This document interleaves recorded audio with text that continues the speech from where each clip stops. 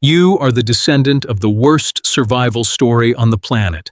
Not the best, not the strongest, the worst. Every other human-like species that ever walked this earth is dead. The Neanderthals, dead. The Denisovans, dead.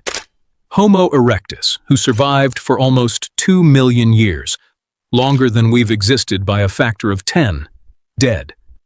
At least 8 other species of humans once shared this planet with us. We were the smallest tribe, the weakest bodies, the most fragile children. And somehow, we're the only ones left standing. Here's what you were probably taught. Humans survived because we were smart. Big brains, sharp tools, clever hunters. Case closed. That answer is wrong. Not slightly wrong, completely wrong. By the end of this video, you'll understand that intelligence didn't save our species. Something else did. Something you carry in you right now. Something that's firing in your brain in this exact moment. Something that has nothing to do with IQ and everything to do with a trick evolution. Stumbled onto by accident. And once you see it, you will never look at your own life the same way again. Picture a Neanderthal. Not the cartoon version, hunched, grunting, dragging a club. The real one. A Neanderthal skull held more cranial volume than yours does right now. Their brains were bigger than modern human brains. They made tools. They controlled fire. They buried their dead with flowers pressed into the soil beside them. They cared for injured members of their group for years. A Neanderthal skeleton found in Iraq shows a man who lived for over a decade with one arm amputated, blind in one eye, deaf in one ear. Someone fed him. Someone protected him. That is not a stupid animal. That is a society. So why is he gone, and you're here? Here's the first assumption we need to break. Being the smartest species in the room has never once been enough to survive. Nature does not reward intelligence. Nature rewards whatever keeps a heart beating long enough to make another heart. That's it. That's the entire game. And for 300,000 years, Homo sapiens played that game with weaker jaws, thinner bones, less muscle, and a body that couldn't survive a single winter night without help. Somewhere around 70,000 years ago, something happened that should have ended us. Ice sheets crawled down from the poles. A supervolcano called Toba erupted in Indonesia with a force that dimmed the sun for years. Some geneticists believe the entire human population dropped to as few as a few thousand individuals, a bottleneck so narrow that we nearly didn't make it through. We came within a few thousand heartbeats of never existing at all. So what got us through the eye of that needle when bigger brains, stronger arms, and older, more experienced species didn't make it? Imagine a small group of early humans, maybe 20 of them, huddled at the mouth of a cave 40,000 years ago. Outside, the wind is doing something ancient and merciless. Inside, there's a fire. But nobody is just staring at the flames. Someone is talking. They're not talking about the hunt today. They're talking about a hunt that happened 3 seasons ago. The time the herd turned back at the river. The time a hunter almost died. The time the sky turned strange colors before the storm came. An elder is describing a place 2 valleys over where a spring never freezes. A place half the group has never seen with their own eyes. This is the moment everything changed. Not the fire, the story. Here's the second belief we need to shatter. The most powerful survival tool in human history was never a weapon. It was fiction. Every other animal on Earth can only learn from what it personally experiences, or what it directly watches another animal do. A wolf that has never seen a trap cannot be warned about the trap.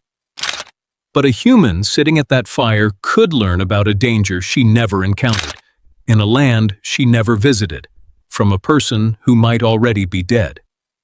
Neanderthals lived in small, scattered groups, often no more than a few dozen individuals, rarely encountering other bands. Homo sapiens groups did something stranger. They told stories that traveled between tribes who had never met. A warning about a poisonous plant discovered by one family could reach 100 families across hundreds of miles within a generation, carried by nothing but breath and memory. Your ancestors were downloading survival information through campfire conversations centuries before anyone imagined a library. This is why you can watch a movie about a plane crash and feel your pulse rise, even though you have never been on a crashing plane. Your brain doesn't fully distinguish between a story and a memory. That's not a glitch. That's the exact feature that kept your bloodline alive when 100 other human species quietly disappeared. But shared stories alone don't explain everything, because a story is only useful if there's someone left alive to hear it. And that's where the real secret begins. Watch a newborn foal. Within an hour of being born, it stands. Within a day, it can run alongside its mother, fast enough to escape a predator. Now watch a newborn human. It cannot lift its own head. It cannot see clearly past a few feet. It cannot regulate its own body temperature. It cannot survive a single night alone. Compared to almost every other mammal on the planet, a human baby is born catastrophically unfinished, like a phone shipped from the factory before the software update installs. For decades, scientists treated this as a strange side effect of our big brains, needing extra time to develop outside the womb. But that explanation misses the real story. Human babies are born helpless on purpose. Not literally, evolution doesn't plan, but functionally, that helplessness became the whole point. Here's why. A creature that's independent within hours never needs anyone. But a creature that's helpless for years forces something remarkable to happen around it. It forces cooperation. A human infant cannot survive on a mother's care alone for the length of time it needs. Anthropologists have found that across nearly every hunter-gatherer society ever studied, children were raised not by one parent, but by a rotating cast of grandmothers, aunts, older siblings, and unrelated adults. Researchers call this cooperative breeding, and outside humans, it's almost unheard of among great apes. Chimpanzee mothers do not hand their infants to other members of the troop. Human mothers do it constantly, instinctively, and have for as long as we have existed. A baby too weak to survive alone accidentally built the most powerful social network on Earth. Think about what that means. Every single person alive today exists because, generation after generation, total strangers agreed, silently and constantly, to keep somebody else's child alive. That agreement, repeated billions of times across thousands of centuries, is the actual foundation your existence stands on. Your ancestors couldn't outrun a saber-toothed cat, but they could hand a baby to someone else and trust it would come back alive. That single act of trust is a technology more powerful than fire. But trust between a few dozen people in a cave is one thing. What happened next is what should genuinely unsettle you. Here is the third assumption to destroy. Early human tribes were not simply small, isolated survival units competing against each other for scraps. For a long time, that was the assumption. A brutal, Hobbesian picture of prehistoric life. Every tribe an island. Every stranger a threat. But the archaeological record tells a stranger, more surprising story. Stone tools made from obsidian have been found hundreds of miles from the only quarries where that obsidian exists. Shell beads used for ornamentation have turned up in caves far inland, nowhere near any ocean. These objects didn't teleport. They moved from hand to hand, tribe to tribe, through some kind of exchange, trade, gift-giving, alliance-building, between groups of humans who were, by every genetic and cultural measure, strangers to one another. Neanderthal groups, by contrast, show almost no evidence of this kind of long-distance exchange. Their tool materials tend to come from sources close to where they lived. They stayed local. They stayed insular. Homo sapiens did something almost unthinkable in the animal kingdom. We cooperated with strangers we would never see again, for benefits we might never personally collect. Picture two tribal groups meeting at a river's edge 40,000 years ago. Neither speaks the other's exact dialect, and neither knows the other's rituals. Every instinct in a wild animal says, fight, flee, or ignore. Instead, imagine the astonishing scene. They exchange a string of beads for a flint blade. They share a meal. They part as something resembling allies. That tiny act, repeated across 10,000 generations, is why you can order a coffee from a stranger, board a plane built by people you've never met, in a country whose language you don't speak, and trust, actually, trust, that you'll arrive safely. You trust strangers every single day without noticing it's a miracle. Your ancestors did the impossible. They turned outsiders into extended family. And that single trick, not muscle, not brain size, not even fire, is the reason there are 8 billion of us and 0 Neanderthals. But even trust between strangers has a limit. There was one more piece missing, one that explains something even stranger than cooperation. Why do humans cry at funerals for people they never met? In 1991, hikers in the Alps found a body frozen in ice. A man who died over 5,000 years ago, now known as Ötzi. When his remains were finally studied in detail, scientists found something that stopped them cold. An arrowhead lodged in his shoulder and around his body, evidence suggesting he had been cared for, or at least mourned, before the ice took him. Now, cross the globe and go back further, to a burial site in Israel dated around 100,000 years old, where a body was arranged deliberately, ochre pigment placed with it, in what researchers interpret as one of the earliest known intentional human burials. No other species on Earth does this with such consistency. Elephants show behaviors that look like grief. Chimpanzees sometimes linger near a dead troop member, but no other species builds monuments.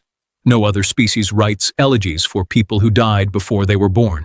No other species stands at a stranger's grave, someone who lived and died 1,000 years ago in a country they've never visited, and feels something in their chest. You have almost certainly felt sadness for a person in a news story you will never meet. You have cried during a film for a character who was never alive at all. That is not weakness. That is the exact same mechanism that saved your species. Grief is empathy stretched across time.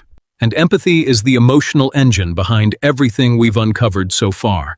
The stories at the fire, the strangers handed a baby to hold, the beads traded at the river's edge. Every one of those behaviors required one impossible leap. Imagining what another mind is feeling, even a mind you've never touched, even a mind that no longer exists. Neanderthals may have had bigger brains. Humans had bigger hearts, and it turns out hearts scale better. Now, here is the part that should genuinely disturb you.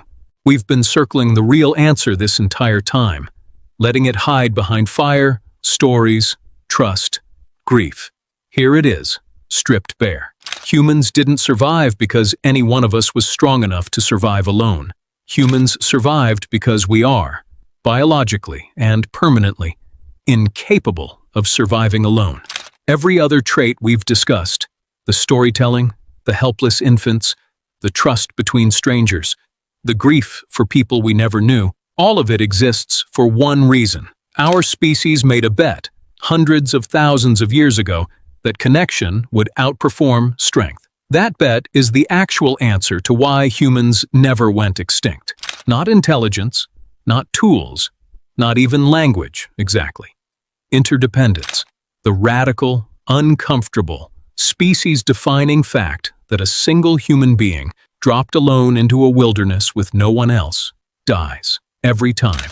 But 100 humans, none of them individually strong, none of them individually brilliant, tied together by stories and trust and grief and the willingness to raise each other's children. That group is nearly unkillable.